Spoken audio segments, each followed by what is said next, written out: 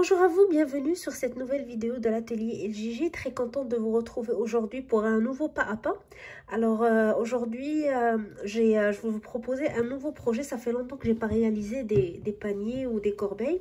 Que ce soit sur la chaîne ou pour moi ou pour les commandes, pour la simple raison que je trouvais plus de trafilou dans les magasins de laine et de bricolage. Alors, j'en ai trouvé dernièrement, j'étais très contente, j'en ai pris plein de toutes les couleurs. Et j'ai commencé à faire des petits projets rapides. Donc, j'ai commencé avec ce petit vide-poche, très rapide à faire, avec un point simple qu'on utilise souvent pour faire des corbeilles. Et que j'ai déjà utilisé d'ailleurs pour faire un bonnet. Donc, pour celles qui me suivent sur la chaîne, c'est le bonnet Sweet Season. Qu'on avait réalisé avec le même point. Alors aujourd'hui, je vais vous montrer comment on peut utiliser le même point pour réaliser d'autres projets, notamment ce petit vide-poche qu'on peut réaliser dans différentes tailles, donc petit ou plus grand, plus large, ça dépend du lieu où on veut le placer. Alors on va commencer tout de suite le pas à pas. Si vous n'êtes pas abonné à la chaîne, pensez à le faire, comme ça vous allez continuer à recevoir les nouveautés Atelier LJJ. Aussi, venez nous voir sur la communauté Création Atelier LJJ sur Facebook et sur notre page Instagram. N'hésitez pas à nous laisser vos commentaires, vos suggestions et surtout à liker la vidéo, à la partager si vous aimez. Alors, on commence tout de suite.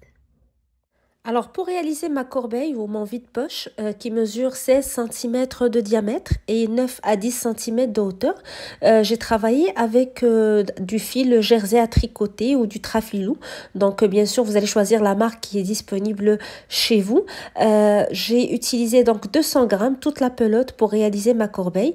Vous aurez bien sûr besoin de plus de pelote si vous voulez agrandir le vide-poche selon vos besoins. Alors, on me conseille de le travailler avec un 6 mm sur la pelote. J'ai choisi de travailler avec un 7 mm pour avoir plus de légèreté pour le point et aussi pour que ça soit pas très dur à travailler, que ça fasse pas trop mal à mes doigts lorsque je crochette.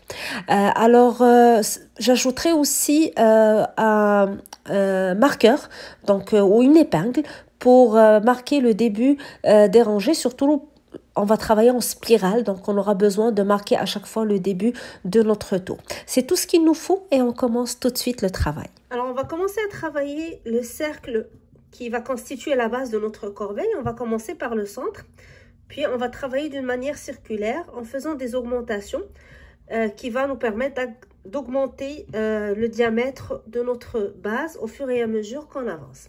Alors, je vais commencer par faire un cercle magique au début. Donc, je prends mon fil, je prends un petit bout ici, je le laisse. Je le prends entre mon pouce et mon index. Et la partie qui est attachée à ma pelote, je vais l'enrouler autour de mes deux doigts en la croisant. Donc, je l'enroule et je croise lorsque j'enroule. Alors, vous aurez le petit X ici. Prenez le crochet, on l'insère sous le fil du bas, puis on va aller chercher le fil du haut, on le tire et on tourne pour fixer. Puis je vais faire une maille en l'air pour commencer. Alors le travail du premier tour va se faire à l'intérieur de ce cercle. Je vais commencer par faire 8 mailles serrées. Je pique ou j'insère mon crochet dans le cercle, je tire et je fais ma maille serrée. Alors, je vais prendre mon marqueur et je vais le placer sur la première maille puisqu'on va travailler d'une manière circulaire. Alors, première maille serrée, deuxième, troisième,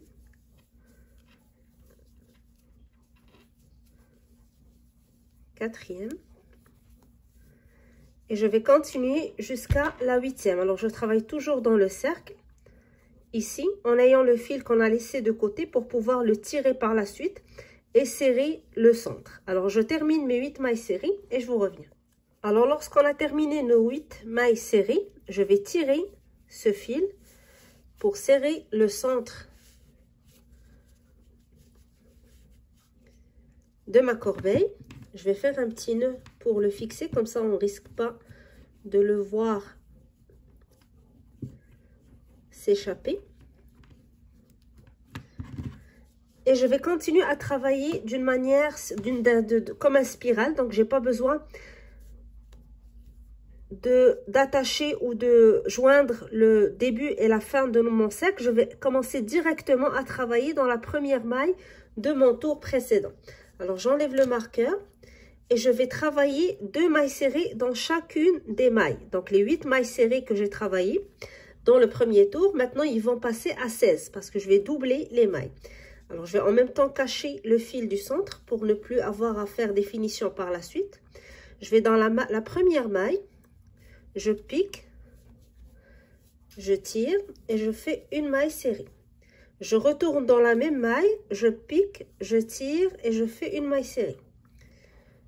Et j'oublie pas de replacer mon marqueur dans la toute première maille de mon tour pour ne pas perdre le début du tour. Et je continue. Dans chaque maille, je fais 2 mailles serrées. 1, puis je retourne à la même place, 2. Même chose dans la maille suivante, 1, puis 2. Alors, je vais continuer à travailler ainsi jusqu'à la dernière maille, juste avant d'arriver à mon marqueur. 2 mailles serrées dans chaque maille. Donc, on va avoir le double des mailles de départ. Alors, j'ai terminé mon tour avec 2 mailles serrées dans chaque maille. Je vais passer maintenant au tour suivant. Je vais continuer à augmenter, donc à ajouter des mailles.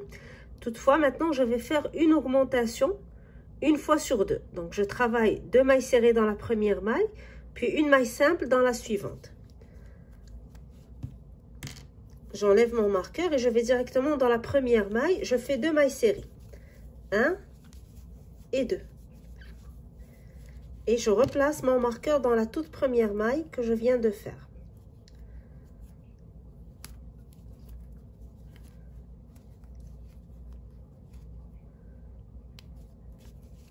Alors, 2 mailles serrées dans la première. Dans la suivante, une seule maille serrée.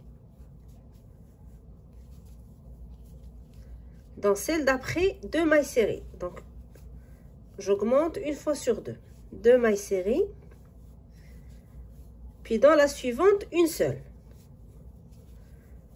Alors, le schéma que vous allez répéter, 2 mailles serrées, une maille serrée. 2 mailles serrées, une maille serrée. On fait une augmentation une fois sur 2.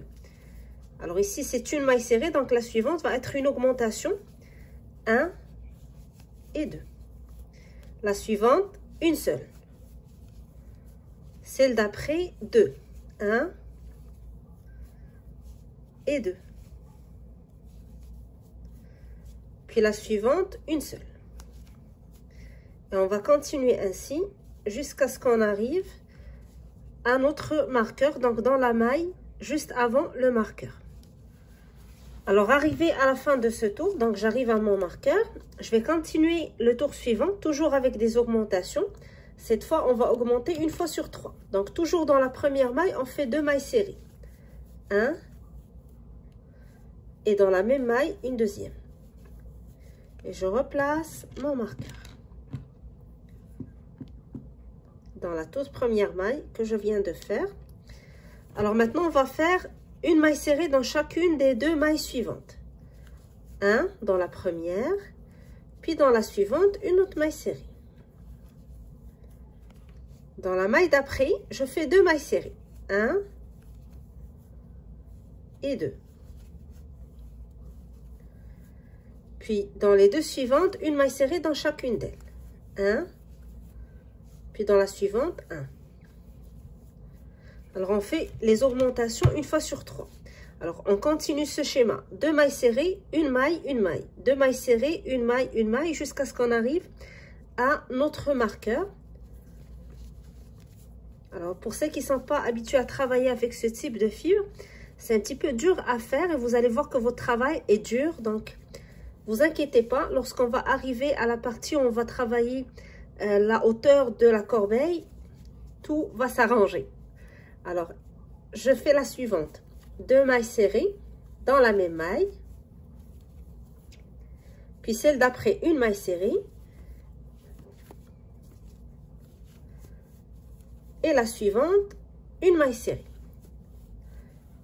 Alors, je continue le schéma, 2 mailles serrées, une maille jusqu'à ce que j'arrive à mon marqueur et je vous retrouve pour la suite. Alors, une fois qu'on a terminé ce tour, on va continuer dans le même principe des augmentations.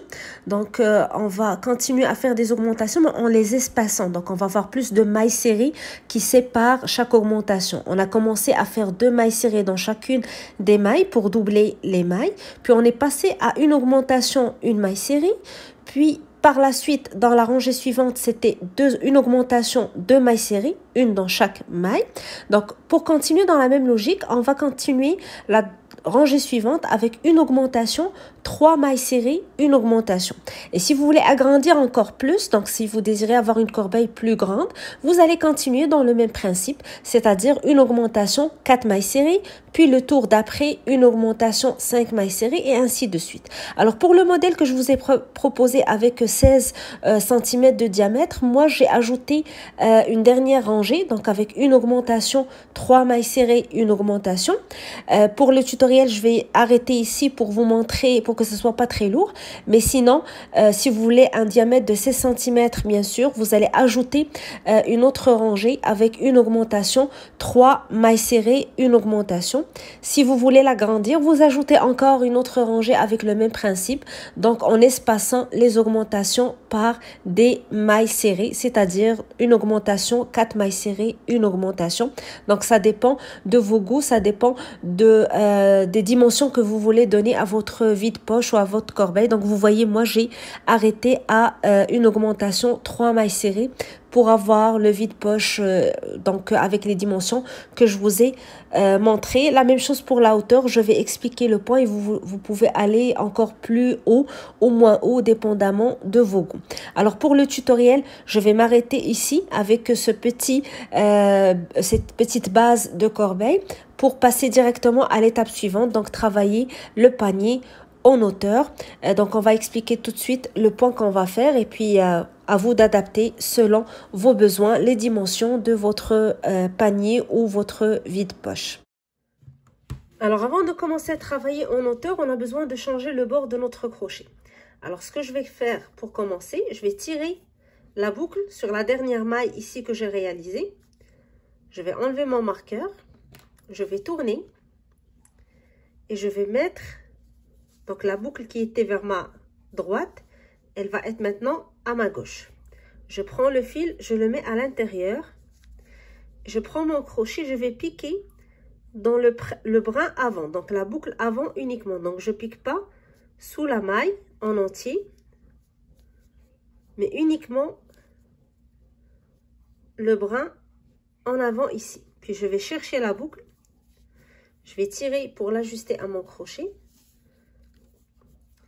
Et je vais la tirer à travers la maille. Et je fais une maille en l'air. Maintenant, je vais commencer à travailler dans cette maille. Je vais faire une maille serrée. Et je vais placer le marqueur sur cette maille serrée qui va maintenant être la première maille de mon tour. Alors, je suis arrivée à la fin de mon tour. Alors maintenant, avant de passer à la rangée ou au tour suivant, il est très important de compter les mailles que vous avez pour ce tour. Alors, très important d'avoir un nombre impair pour pouvoir réaliser le motif que j'ai choisi pour la corbeille. Si vous comptez vos mailles et vous avez un nombre pair, n'hésitez pas à ajouter une maille à la fin de votre travail ou ici, juste avant d'arriver à votre marqueur. Donc, essayez de piquer et de faire une nouvelle maille pour former un nombre impair. Donc, si jamais vous êtes sur un nombre pair. Si vous comptez, vous êtes sur un nombre impair, c'est bien, c'est ce qu'on veut. On continue le travail, donc pas de maille à ajouter. Alors maintenant, je vais enlever mon marqueur et je vais aller directement dans la première maille et je vais faire une autre rangée de mailles serrées. Et maintenant, je prends toute la maille, donc les deux brins. Je n'ai pas besoin de travailler uniquement sur un brin, mais sur les deux. Je replace mon marqueur, puis je fais un autre tour de mailles serrées. Donc, je pique, je tire et je fais ma maille serrée. Je pique, je tire, je fais ma maille serrée. Et je vais continuer de cette manière jusqu'à ce que j'arrive à la fin de mon tour, donc juste avant d'arriver à mon marqueur. Alors, j'arrive à la fin de mon tour. Je vais enlever le marqueur pour continuer le travail. Alors maintenant, pour le prochain tour, alors ici on a 2 tours de mailles serrées. Donc dans le prochain tour, on va commencer à voir la réalisation du motif. Dans la toute première maille serrée du tour, je vais faire une maille serrée simple.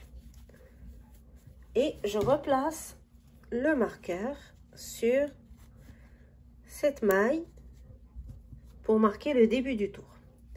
Dans la maille suivante, je pique pas dans la maille, mais en bas de la maille. Donc ici, j'ai piqué pour faire la maille serrée en haut. Ici, je laisse la maille de ce tour et je vais descendre en bas sous la maille. Je pique, je tire un peu vers le haut pour ne pas trop serrer sur mon travail. Et je fais une maille serrée. Dans la maille suivante, je fais une maille serrée normale. Donc, je travaille la même maille, la maille du haut. Dans la suivante, je descends en bas de la maille.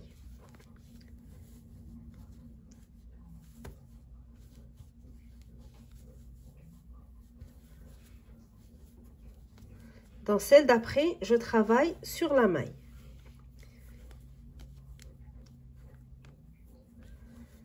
Puis la suivante, sous la maille. Je descends en bas, je pique sous la maille et je tire. Alors, on va alterner. Une fois, on travaille sur la maille. Dans la maille suivante, on descend en bas de la maille.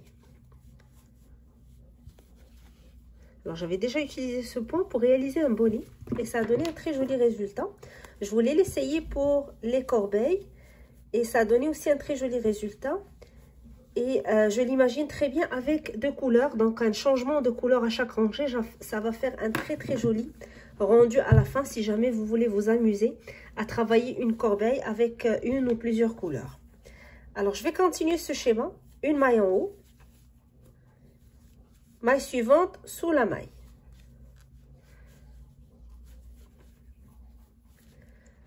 Je continue à travailler ainsi et je vous retrouve à la fin du tour. Alors, une fois qu'on a terminé cette rangée, la suite va être très facile. Donc, on va continuer à travailler le même motif en alternant une maille serrée en haut, une maille serrée en bas. Lorsqu'on arrive sur la première maille serrée ici du tour, nous avons une maille serrée classique, donc normale, qui a été travaillée sur le haut de la maille serrée d'avant. Lorsqu'on est sur ce type de maille, donc on travaille la maille de notre tour en bas, on descend pour travailler en bas de la maille serrée. Et lorsqu'on est sur la maille serrée, on va l'appeler une maille serrée longue, donc qui est travaillée sur la maille d'en bas, on va la travailler cette fois en haut.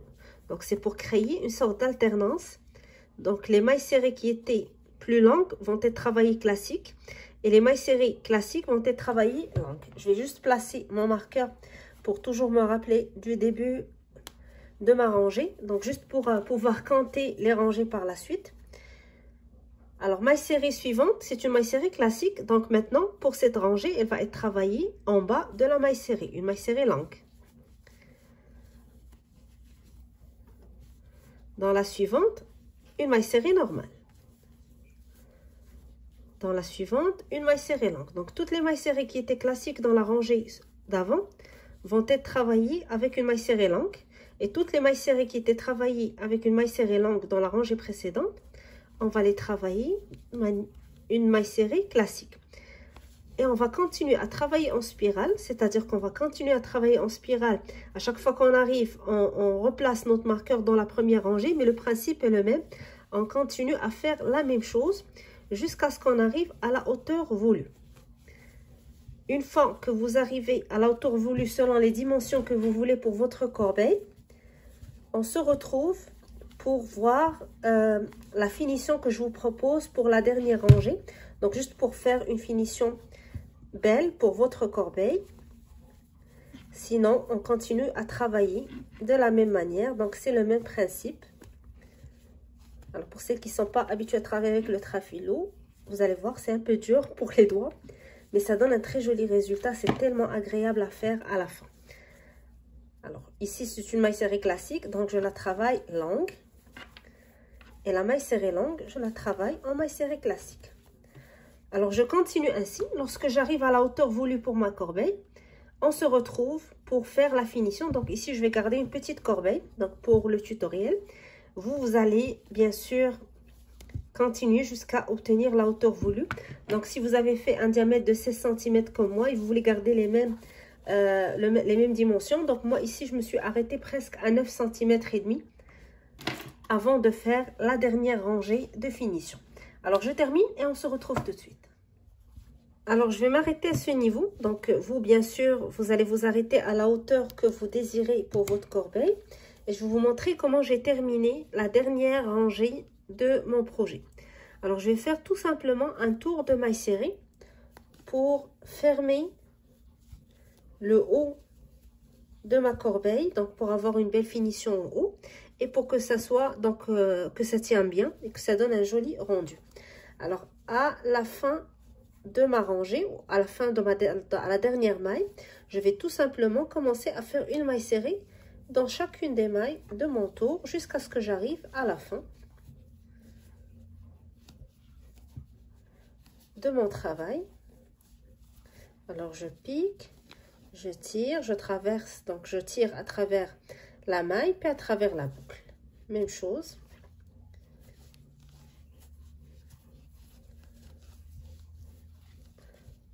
Ça fait un petit projet rapide à faire avec un joli point. Comme j'ai dit, vous pouvez utiliser une seule couleur ou choisir d'alterner entre 2 ou 3 couleurs pour vous donner un joli rendu à votre corbeille. Donc, donner de la jolie couleur à votre projet. C'est un point qui se travaille très bien avec différentes couleurs. Ça donne un très joli rendu. Pour celles qui l'ont utilisé pour le bonnet, qui ont visionné le tutoriel du bonnet, donc vous avez eu l'occasion de voir comment l'utilisation d'une laine multicolore ou ambrée ou avec plusieurs couleurs donne un très joli rendu pour ce point. Alors, amusez-vous. Si vous trouvez plusieurs couleurs du Trafilou, n'hésitez pas à changer de couleur à chaque rangée pour avoir un joli rendu. Sinon, avec une seule couleur aussi, ça fait très beau.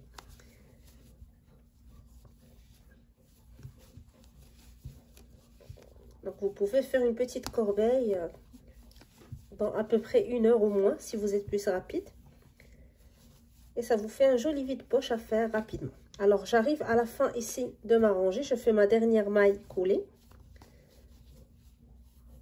Et je vais joindre avec le début. Donc, je fais une maille coulée dans la dernière maille, celle-ci.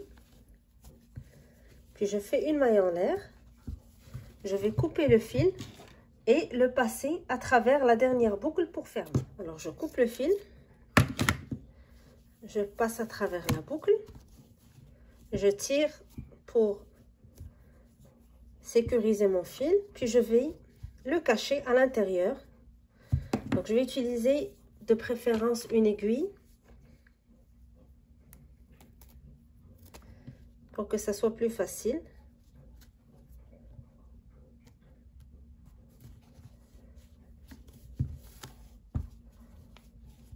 Donc, je vais aller l'insérer plus loin, couper mon fil et ma petite corbeille va être prête.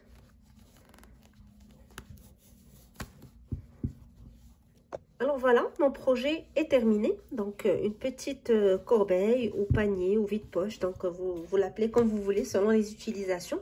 On va bien le placer pour qu'il ait une belle forme. Alors, voyez le point, comment il est très joli. Et c'est un point aussi qui est serré, donc ça donne une très jolie tenue à votre panier. Alors, vous le voyez dans les deux tailles. Le grand que j'ai réalisé avant le tutoriel, puis celui qu'on a réalisé ensemble dans le tutoriel, le petit. Comme je dis, vous pouvez en réaliser dans toutes les tailles. Tout se joue au niveau de la base.